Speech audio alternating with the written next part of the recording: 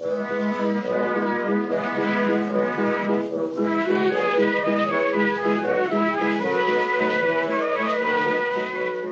to Loremen, a podcast about local legends and obscure curiosities from days of yore.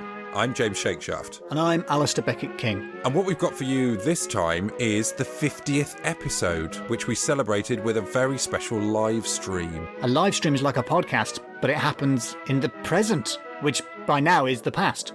Yes, this is a recording of a live stream, so this is just a podcast which is slightly more shambolic than normal. So if it sounds like we keep referring to the fact that we're doing a live stream, it's because we were doing a live stream. Yeah, get on board. Work it out, Grandad.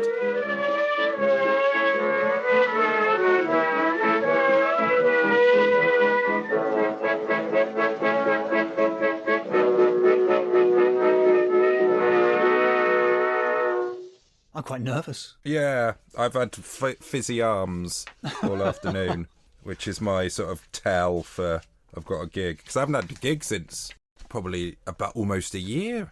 Have we got 30 people watching? I'm seeing 39. What's going on there? I was saying we'd be looking at Edinburgh preview numbers, but we're looking at nice Edinburgh preview numbers. Oh, Wilson Deluxe is in. We've got someone from Chester the Street. Hey, that's the guy, Chester the Street guy. Philip Squidman. Ah, Philip Squidman? Who's Philip Squidman? I don't know. I hope they can't hear us. Pretty certain they can't hear. Shall I play the music and we'll actually do it? Yeah. How about that? Yes. Okay.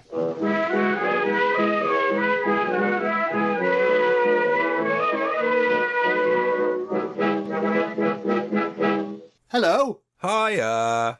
Hello, James. How are you? I'm good, Alasdair. How are you? I'm all right. This is a bit weird, isn't it? In my fake It is. library, in your actual shed. Boxes and a fan I can see there, and some WD-40. Yeah, there's some old tiles. Oh, nice. Windows Sabara always thought you were joking about recording in a shed. No, it's a real shed. No, it's a real shed with a real zombie baby. And I realised the other night I was sitting out when it was nice weather and I heard something trudging through the undergrowth on the other side of the wall near where the little gravestone is.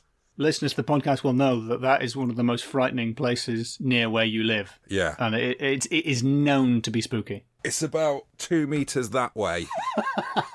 The magic of live streaming is that you can literally point in the direction of the thing you're talking about.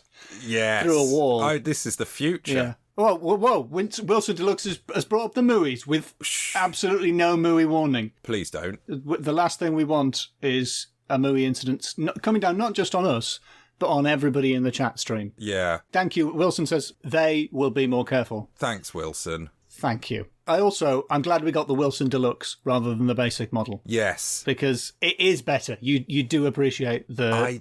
I don't want to be a naysayer, but I'm not sure there's that much of a difference apart from in price.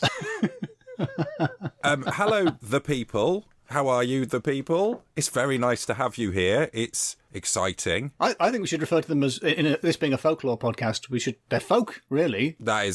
The Lorefolk, welcome. Hiya, folks. That works, actually. Yeah, and also it makes you sound like a cool vicar. Yes. Not for the first time. Like a drama teacher. Hi, folks. A drama teacher that moonlights as a vicar? Possibly. Hey, maybe we should do some improvised scenes around New Testament stories. Maybe we could do that, you know? How'd you turn a pulpit round and sit on it backwards, though? I'm recognising names of people that have emailed us. We've got a man from Chester the Street. I saw Chester the Street in the chat. Yes. A.K.A. Chester the Street, a.k.a. Chester Lee Street. Chester Lee Street. One of the finest streets in the northeast of England. Have you ever been to the town of Chester? Yes, I've also been to Chester. Is it like the street but bigger? It's like Wilson Deluxe. As Wilson Deluxe is to Wilson, so Chester is to... I don't know what I'm saying. Has Chester got a shop called Amy's Wine House? Oh. Presumably that's a Chester Le Street establishment, but I've got to put that with the Jimmel Mix-It concrete mixing company in terms of business names that you later come to regret. Oh, yeah. Wowzers. There's a lot of people in the region of Chester the Street. That explains the unusual stats we get on the podcast, where like half the listeners are from America and the other half of them are specifically from Chester the Street. Now it makes sense. Oh, I feel bad we're not doing a Northeastern tale today. Shall I unveil the tale? Yeah. Today, we're going to be talking about the Rollright Stones. Nice name. It's a great name. Got a little picture of them here. That's the main circle, the King's Men, which is just under 100 stones in a circle about the same size as Stonehenge. Really? And then about a quarter mile east of that is 4 stones called the Whispering Knights. That is a good name. And then just across the road in the other direction is a single standing stone called the King's Stone. And around there's also various other things like long barrows and old, like, Iron Age farm and a Saxon burial ground over there. Do you think that they planned to have 3 different stones around the place? Or do you reckon they planned to have them all in one place and lost commitment to the bit? Because after you've done 100 stones, you're like, maybe these ones are just here.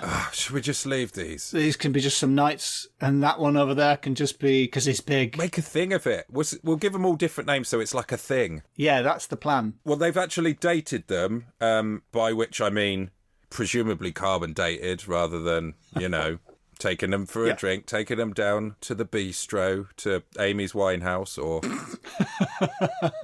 It's not because it would be chippy, it would be... You would probably take someone to Taste of the Country or Annie's Country Pantry if you were doing it in the 80s. Annie's Country Pantry? Yeah, that was the place to go. It sounds like something that if you say it too many times fast becomes rude. It's got some spice to it, which is ironic because it served the blandest food. But they are actually from different times. The Whispering Knights are the oldest. They're reckoned to be from between 3,800 and 3,500 BC. 3,000 BC? 3,800 BC. I wasn't appreciating how old they were. That is, according to the Hebrew calendar, that's from before Adam and Eve. The Hebrew calendar starts in 3,760 BC, or they probably don't call it BC, though, I imagine. And that's the year before Adam and Eve. Wow, so the year before Adam and Eve... They were potentially already 200 years there. Wow. Yeah. That is old. That is old, older than time. The main circle is from about 2,500 BC. Yeah. Which is, the Pyramid of Giza was finished in 2560 BC. All right, now, you impressed me with the last one, but let's not try and put it up against the Pyramids of Giza, James. I mean, look, I'm going to bring the picture back up. This is a mid-17th century drawing of it. They're good.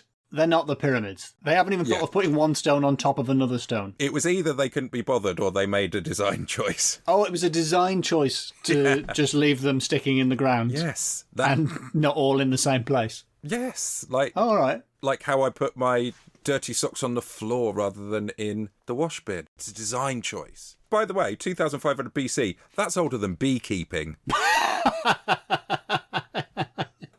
That's older than the domestication of the bee. Yeah. Is that what... Because up until that point, they were rogue. They were the equivalent of... Wild bees. As wolves are to dogs. Yes. So old bees were to current bees. 9 times the size. They howled. They'd chase you down, spray honey in your eyes. And you get werebees. If you were stung by a bee whenever you tasted honey, I don't know. Of course, that's Geordie for our bees. Doesn't really work. There's too many Geordies in the chat. I'm not going to get away with that. Oof. The King's Stone is the youngest. He's from 1500-ish BC, which is the time of Tutankhamun, or Tutankhamun. Some people have pointed out that the stones are quite a lot bigger than the horses in this picture. Maybe that's because horses were smaller in them days. What you don't realise is that's a child sitting on a dog in the foreground. So, yes, the Rollright Stones, the legend. That is the boring bit about how old they actually are. Tried to spice it up with bees, as I do most things in my life. Yeah, I really appreciated the bees, thank you. But the story that's told for how these stones came to be there is, I'm going to get my special book, one of my favourites, Folklore of the Cotswolds by Catherine M. Briggs. So, way back when, back in the past, there was an army with a leader, a king, who in some reports is a giant, and he wanted to take over the whole of England. And he got to around the area of Little Rollright. And he was going over a hill, and then a witch came in front of him, and she said, 7 long strides thou shalt take, and if Long Compton thou can see, King of England thou shalt be. And he was like, brilliant. And he, in every single report, it says that he shouted this. He shouted, "Stick, stock, stone, as King of England I shall be known." And he took 7 long strides, and as he took a 7th stride, a hill rose up out of the ground and blocked his view of Long Compton. That's really good. That's like Macbeth, but with special effects. Yeah. And then the witch said, "As Long Compton thou canst not see, King of England thou shalt not be. Rise up, stick, and stand still, stone, for King of England thou shall be none. Thou and thy men whorestones shall be, and I myself an Eldon tree." Oh, nice. The king turned into stone, his circle of men just behind him turned into stone, and then a quarter of a mile down the way, some knights who were whispering and conspiring against the king I see. were also turned into stone. How did anybody find out that they were conspiring if they turned to stone, if everybody there turned to stone, and the only person who didn't turn to stone became a tree? Well, because they don't actually always remain stone. You've genuinely surprised me there. I didn't see that coming. 4 things that turn into stone as some sort of curse, they seem to get quite a lot of time off. Apparently, the Whispering Knights go down to Little Rollright Spinney either on holy days or every single night at midnight to drink from the river, the Spinney. The Spinney is a river? Spinney's a word for like stream type thing. Right. And at midnight every day, the king's men dance in the air. Yeah? Yeah. And... what happened once, a load of people surrounded the King's Stone and someone went over to the tree that was the witch, the elder tree, and cut it with a knife and it bled blood. Ooh. Oh, I like a good tree that bleeds blood. And the King's headstone moved. Wait, what's that? That's a great story. More stuff. The Whispering Knights, apparently, they will tell you the future if you listen very carefully. Yeah. Women would go and listen to them and they'd whisper the name of their future husbands. Oh. And they'd be like, the Brexit referendum will be leave. Yes. Put some money on it. But then it turns out it's just a UKIPper standing behind the stone, because it is Chipping Norton. Let's be realistic. Oh, there. It's not a very Remain area. It was because it was Cameron's place. Sorry, so, yeah. Who, by the way, does a lot of people say when I say Chipping Norton, they say David Cameron lives in Chipping Norton. He does not live in Chipping Norton. I want to put this to bed now. He lives in Dean, which is where the tip is. Dean Tip, which mysteriously shut down just after he became Prime Minister. Coincidence? But upside is the tip now that people have to go to is a pit, and it's run by the Dix family, Dix, and it's called Dix Pit. So the tip is a pit. And it's run by the family of Dix. Run by the family Dix. Which is our awful version of the family Ness. The late night version. The horrible, horrible kids show. Those aren't bagpipes, mate. You'll want a thistle whistle. I don't know what that means. I'm guessing that's to call attention and hopefully get rescued. Oh, Elspeth. Leave her out of one podcast. We get to cut this. The Kingstone is meant to be lucky. If you take a little chip of it, it's seen as good luck, or it's a fertility charm. Nice. And fairies dance around it. Fine. Yeah. Just on the regs. The Whispering Knights, a farmer once wanted to make a bridge over that spinney, so he decided to take one of the stones from the Whispering Knights. Oh, they're not going to like that. Based on what I know about them, they're going to be really cuttingly sarcastic about that in a sort of low-key kind of way. Definitely out of earshot. Oh yeah, try and make a bridge out of me. Fantastic. Some of that farmer's doing now. And so it took 4 horses to drag this stone down the hill to the spinney, and 2 people died. What? I don't know how. Just says 2 people died during it. That's incredible. I mean, that's like, how many? That's like, it's not the Channel Tunnel. How many people died trying to cross this stream? So, yeah, 4 horses, 2 deaths, and he put the stone over the river, and then every day he would come back to it, and the stone would be just like overturned and no longer useful as a bridge. And he'd drag it back into place. Hopefully no one died during that. And then every morning come back out of place again. And so he just gave up, and it took 1 horse to pull it up into position, and no one died. That's interesting, because you'd think it would be harder to pull a stone uphill than downhill. Exactly. I'm no Carl Sagan. No. I'm no Bill Nye the Science Guy. What? But I'm not. I'm not even wearing a bow tie. I'm sorry, folk. You're witnessing the end of this podcast. I've been lied to. Couple of points from the chat. Slug Me Up Jeffrey is saying, once we tried to go to the Rollright Stones, but Dad didn't realise how far it was, so we all got back out of the car, and that was that. Which is quite a tale. Someone's asking, maybe the reason it took so long to pull down the hill is he was using one of the really small horses from the picture. Oh, yes, very good Just point. the little pug horses with a doll on them. Yeah.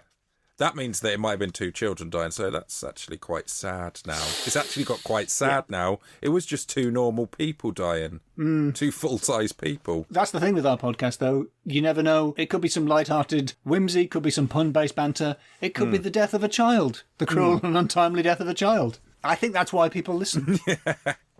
Just to see, is a kid going to die in this one? Yeah. You notice I've been deliberately vague about how many stones there are in the King's Men. Yeah. That's because you can't count them. What? Well, you can count them, but if you can't get the same number 3 times in a row, there's around 70 odd. There's around 70. The official number is 73, but the legend says that you can't count them 3 times. If you manage to count them 3 times in a row and get the same number, then you either get all your wishes come true, or something quite bad will happen, like the witch will come back and get you. The range of outcomes there is a little too wide for me to bank on that. Yeah, but, it's exciting. Thrilling. Certainly the most fun you can have counting approximately 73 stones, yeah. It's the most fun you can have in Chipping Norton or the Chipping Norton area. Definitely. I sort of think it's a bit like a medieval or prehistoric version of Deal or No Deal. Wilson Deluxe has said it's like Rollright Roulette. Oh, that's nice. Oh, and once a baker he wanted to win Deal or No Deal, and he baked a load of bread and he put a loaf on each stone so that he thought that, he'd get all the way round and he'd see which one. Because the thing is, you don't know which ones you've counted because some are sort of sticking out the ground. You can't quite tell if that's the same stone. And as we know from Hansel and Gretel, the only reasonable way to count something is using the medium of bread. Yeah. Bread is sort of like... It's literally the only way you could have done it. Yeah, it's... Bakes up to 80 loaves of bread. It's the past's blockchain. And, when he got back round, some of the bread had been magicked away and he got in his car and rode off at top speed. Magicked away. A couple of Shetland ponies chowing down on a bap. Fighting over a baguette. Yeah. Those are the legends. Those are the stories of... Oh, and recently, someone that I read in the Chipping Norton News, wonderful publication. Oh, yeah. That, I say recently, this was genuinely probably about 10 or 15 years ago. Vandals had daubed paint on the stones and people going, why had they done it? And it's clearly they were trying to count it. Trying to count it, yeah. Yeah, so that's the legends. That's wonderful. Thank you for that story, James. No worries. I'm sure I've left loads out. So I thought I would tell you some stone stories from the very opposite end of the British Isles and find out a few things about stones in Appin and Argyll. Are you up for that? Oh, yeah, talk to me. Tiny little pebbles? Yeah, definitely. Just very, very small stones? Pebbles, yeah. Some gravel. Argyll is where my mum is from, Appin, Argyll, and there aren't many standing stones there, but what there are is loads of... I think they're called glacial erratics, which I really like because it sounds like a pretentious album title, like glacial erratic. You know when you're in a field and there's just a big round stone in the middle of nowhere and everything else is just hill and grass? How did it get there? It's just been dropped by a glacier. And allegedly there is one which rings if you hit it. And I spent a good portion of my childhood searching around trying to find that one and never did. Who told you that this stone? Yeah, my mum told me that she'd heard it ringing. So that's a reliable source. Yeah, I think it's like when I'd try and get mine to find something that I know where it is and it's not where they tend to look for things. Just so I can have a little sit down. In the farm where my mum grew up, there was a big erratic. And my granddad had painted a picture of a sheep onto it. It's sort of a life-size portrait of a sheep. And what I like about that is there's a little bit of the Scottish sense of humour. Because the field that it was in was full of sheep. There's plenty of sheep around, but one of them was a drawing of a sheep. And I don't know if it's ever happened, but I visualise him accosting English tourists as they walk through, just going like, oh, you see that sheep? No, you don't. It's no real. There's a sheep over there. No, it's not. You reckon? Okay. Okay. Yeah, like a wily coyote. Go touch it. Go get a stroke. Oh, he's flat. You can't see him from that side, but here he is. What's going on?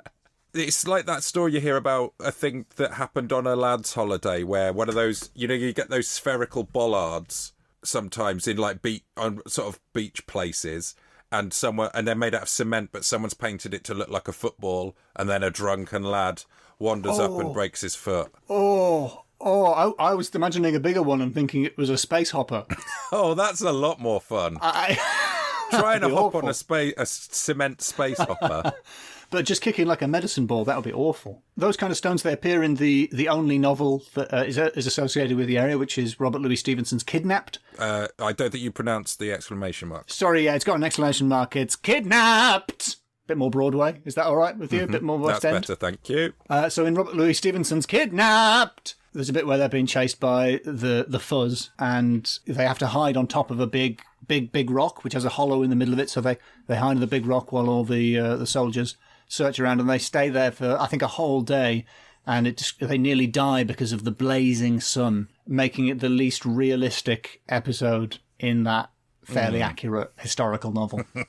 But the last thing I found about stones in that area is very small white stones are believed to be associated with death. White pebbles have been found on graves. So when fishermen were getting ballast, big sacks of ballast for their ships, they would separate out all of the white stones. They would never take a white stone with them. That sounds laborious. I know. It's like the M&Ms for a band. Ozzy Osbourne wouldn't go on stage unless he had a brandy glass full of brown M&Ms. Yeah, exactly. So I guess the fishermen were just pretentious rockers, insisting on not having white stones. Didn't one of those fishermen bite a bat's head off? That was good luck, though, at that time. That's nice. Just a little pebble dash there of Scottish stones. Yeah. Shall we scores? Yes, let's do some scores. What categories have you got for me? Let's get it out of the way. Naming. I like Rollright. Yeah. But do they roll right? Because if anything, the story told us that moving them was quite difficult. They rolled wrong because they wouldn't roll down a hill, but yeah. So it's a cool name, but quite misleading in some ways. It is. I always feel that the town of Little Rollright sounds like a passive-aggressive waiter fat-shaming you. Little Rollright. The King's Men. Everything sounds like a pub where you're from. The Whispering Knights. Yes, that's a good pub name. Which sounds like a Mills and Boon novel. They whispered of love and betrayal. The King's Stone, a witch who turned into a tree, who remains nameless. Oh, no, some people think it's a Mother Shipton. Oh, yeah? Because... You said it's a member of the Mother Shipton franchise. Yeah, one of the Mothers Shipton. The famous one is from Leeds. There's a famous witch called Mother Shipton from Leeds. And there was a similarly named one who was actually from Shipton. And I think they both predicted the world would end in 1881. Oh. Idiots. And there was a great big storm that year, and a lot of people died, so it might have been a bit scary. So there's names. There's the, as Lachned has said, the ASMR Knights. They're quite cool. I like them. That is a better name than the Whispering Knights. I think it's a 2. Yeah. I think it's a 2 out of 5. Yeah. There's nothing. There is nothing. Even the one name that I found was the same name as a more famous person. Okay, then. So, second up, Supernatural. Supernatural. Well, I didn't appreciate the noise that you made. Well, we got transmogrification, metamorphosis. What's the word for turning into stone? Ossification. Fairly supernatural, I think. Turning to stone is a classic. Sure. I don't think we've had many stories where people turn to stone. Yeah. And in this case, up to 79 people have turned to stone. Yeah. I think there's 4 of them, one of them. 78, I think, would be the... Circa 78 Yes. stone turnings. That knocks Medusa into a cocked hat. That's fantastic. Big time. That's very supernatural. You got a witch. I didn't even remember the terraforming. Oh, yes. Yep. A hill out of nowhere. I beg your pardon. Snarky Bartfast, living up to the snark in the name, has pointed out that ossification is turning to bone and is suggesting that petrification is the word I wanted. Isn't it turning into Ozzy Osbourne? like them sailors. There's the fairies that dance around a kingstone. You've got the stones just dancing in the air. Yeah. They rise up into the air and dance. coming to life, inconveniencing a bridge builder. Yes. A witch that turns into a tree for no real reason. Yeah, turning into a tree. Imagine ending a zinger with, and I'll turn into a tree, and then turning into a tree. Yeah. What a mic drop. The king's men and the king may come back to life, will come back to life and take over the country. Oh. Sometime. Yeah? Don't know when. Right. I mean, bearing in mind that the people who said this thought the world was going to end 100 years ago. Yeah. There's really a lot of vagueness around that happening. Yeah.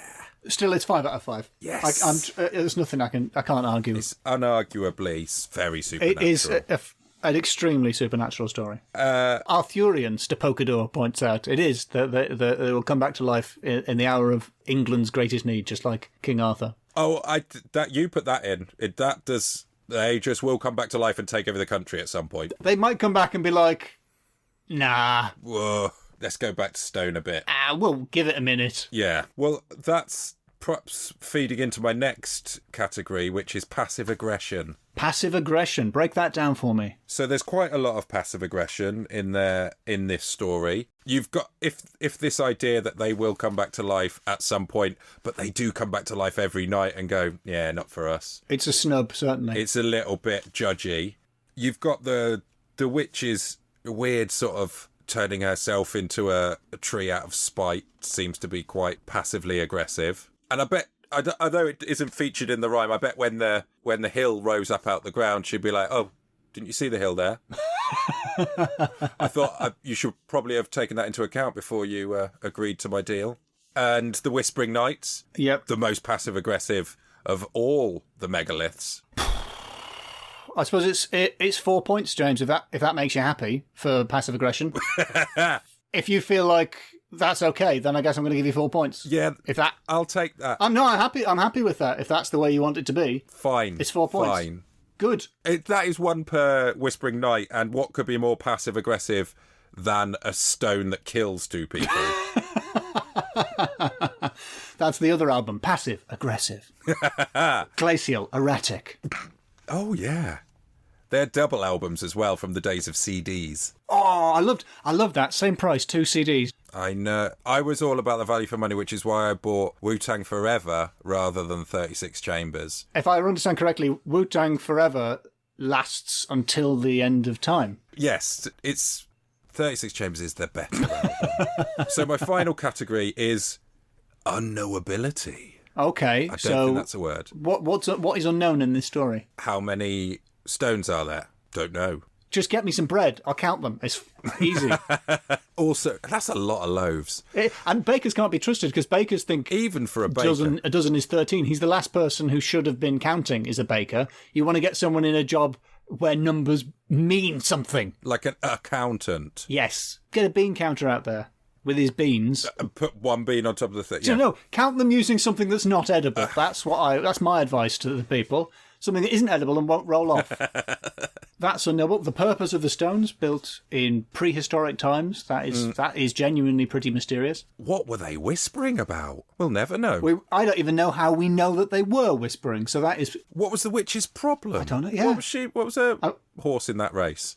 Very small, presumably. No, sorry, that small dog. Yeah. More of a greyhounds for her, I think. All right, in the category of unknowability, I'm going to write your score on this piece of paper. And I'm never going to show you it, James. The score for unknowability will remain a secret forever.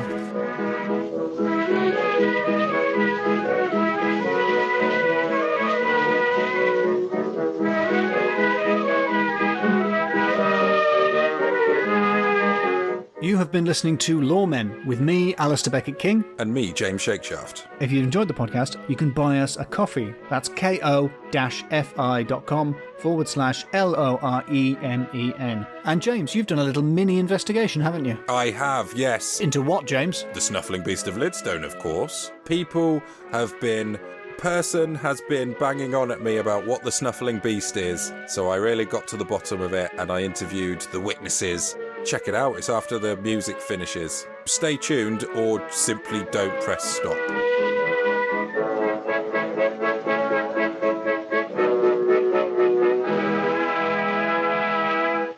It's the 50th episode of Loremen.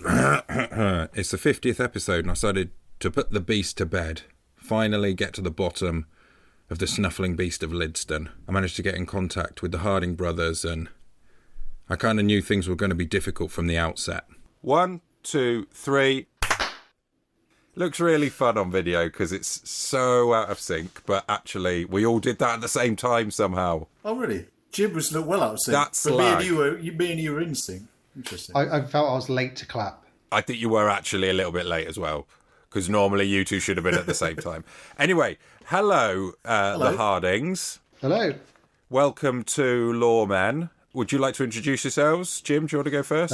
My name is Jim Harding, and I'm originally from the Lidstone area.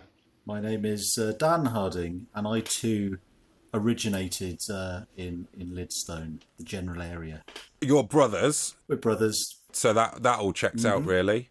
You two experienced the creature that we all call the Snuffling Beast of Lidstone. The Snuffling Beast, yeah. We believe so. It was on a back road, a famous back road between Lidstone and the Chippy to Charlbury road. So let's paint a picture. What time of day was this? All night time. It was night time. 10 or 11 p.m. Yeah, at least. Yeah, a little bit later. Have you got an idea of what year it was? I presume it was early 2000s, but I think I was still at school probably, so it might have been 97 or 8. Oh, I think it was later than that. I think it was 2001, 2002. Old enough to know better.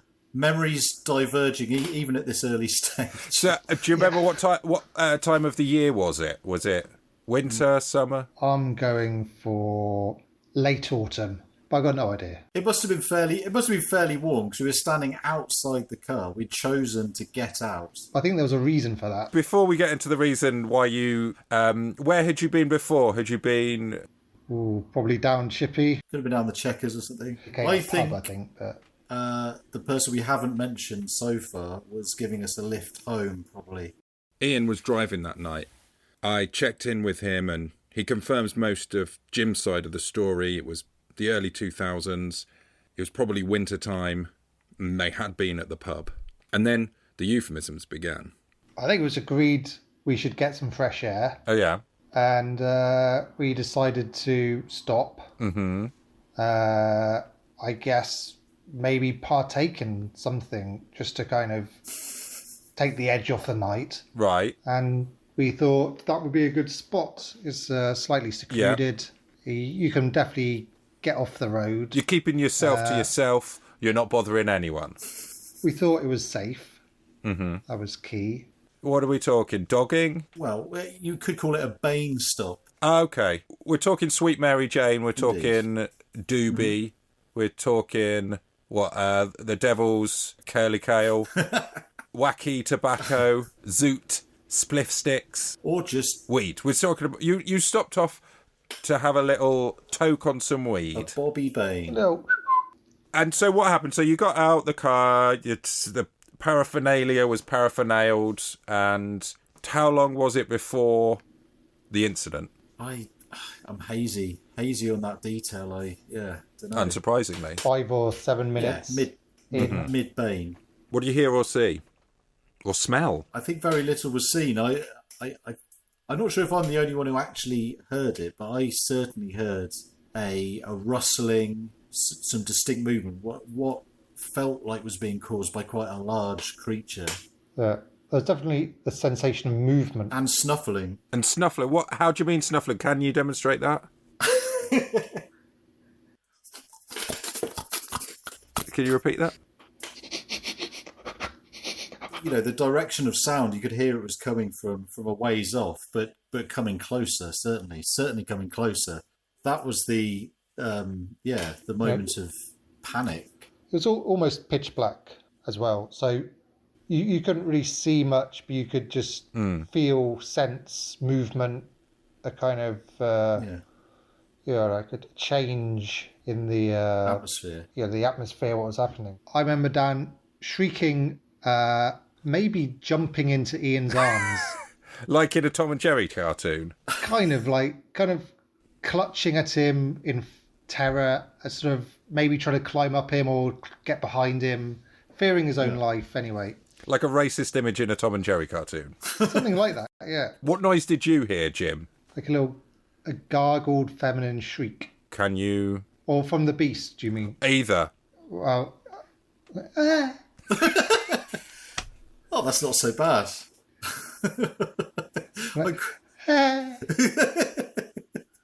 Something like that. Something like that. And was that the first you heard, or had you heard the snuffling as well? I was kind of aware of some snuffling, but I was like, oh, what's that? I think maybe I was close. I think I was closest to the snuffling, possibly. I remember feeling quite exposed. Right. And I remember snuffling came from the right, so from the field coming towards the car. Right. And what happened? You never saw anything? No. No, I don't. What did the snuffling sort of fade away? Was that the end of it? I seem to remember after the commotion I caused, then you kind of turn back to see, well, what is it? And there's nothing there then. Right. And then, all kinds of things play in your mind. Did you imagine it? Did we scare it off? I don't think so. I mean, had we been absolutely silent and walked slowly towards it, we probably would have, we might be famous or dead. So that's the story. But I needed to speak to an expert, someone who knew about alien big cats, ABCs. That guy was a comedian friend of mine, Tom Holmes. Just Tom Holmes, just regular Tom Holmes, really, nowadays. Just standard man Tom Holmes. I've called you up about this because you're my go-to guy for ABCs. Yeah, anytime there's a big cat sighting, I find I get a lot of tweets and stuff, and people all, like relatives will text me, and I'll get emails from people going, "You seen this?" Yeah, and nowadays, I mean, there's quite a lot. Very regular. Do you think it's increased under lockdown? Do you think they might have got cockier? Mate, do you know what? There has been quite a few. There's been quite a few in the last June. I think there was quite a lot. Yeah. The weather. Probably the weather. Could be weather. Although, and maybe people are just getting bored as well. They're thinking, and maybe it is that kind of lockdown cabin fever thing. I've just seen a big cat. I don't know. Yeah, a couple of weeks ago, one in the Cotswolds and one in Surrey. Whoa! Within the same week. So you're saying one's got an access to helicopters? I would say it's almost certain that they're probably using some kind of flying device. In 2003, I was stopped by the police and asked if I'd seen a puma in town in Chipping Norton. Yeah. Oh, okay, that's interesting. Yeah. So as a young lad, because near Chipping Norton is the winter, or it's the old winter quarters for the Chipperfield Circus. Okay. So it used to be where they keep their animals out of season. Right. Okay. And now it's a thing called Amazing Animals, and you can book experiences there. They definitely have lions, tigers. They say they've got a liger.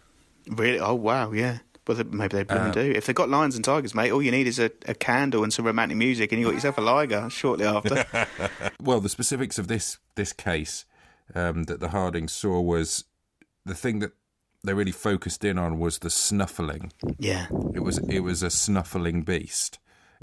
Are there many reports of the noises that they make? Yeah, I remember seeing a documentary years and years ago. I haven't tried to look it up on YouTube, but there was a lot of talk. There was this one woman who was convinced they were in a garden, and she lived in Dorset or somewhere like that, and she used to hear snuffling a lot, and that was what she said as well, snuffling. And I think her neighbours going, "It's badgers," but then she was convinced she saw them, but she was like, "I just know they are. I know they're big cats." But yeah, it wasn't the best documentary ever. There was a heavily dramatised. There was a heavily dramatised piece where there was this bloke who used to go out on a quad bike with a 6-shooter, and he was like, I'm gonna and then they did this bit where there was like a reconstruction, and it was one of the worst things I've ever seen. It was like a joke. But yeah, if you can find that somewhere, I can't even remember what it was called. But it's the sort of thing I've been interested in for so long. I've seen so much stuff. It's just incredibly annoying that there's never anything that's quite cast iron enough, you know. But then, if we were living in if we cared about this in the 80s, they literally caught cats then. So what's to say they're not there now? But yeah, the snuffling certainly is. I do remember her saying, he's snuffling in my cabbage patch or something like that. Oh, really? Which isn't a euphemism or anything like that. Thanks very much, Tom. Thank you for your expertise. No worries at all, mate. No worries at all. And we'd like to have you on for a proper episode. Yeah, that would be lovely. Yeah, I've written down some a Native American proverb as well. Oh, I think I got it from a fridge magnet. Will you share it with us? No, it's something. I'm paraphrasing, but it's something along the lines of if you see a wolf in the wild, that wolf has seen you 100 times. Meaning, different animal, obviously, but same premise, that that wolf has been watching you for a long time and you've only just caught it the once. They move around very, very quietly. They don't want to be seen, and as a result, you don't know that they're right there next to you. So there you have it. We've seen the beast once. It's seen us countless times. Will it ever let us see it again? Will it just snuffle on?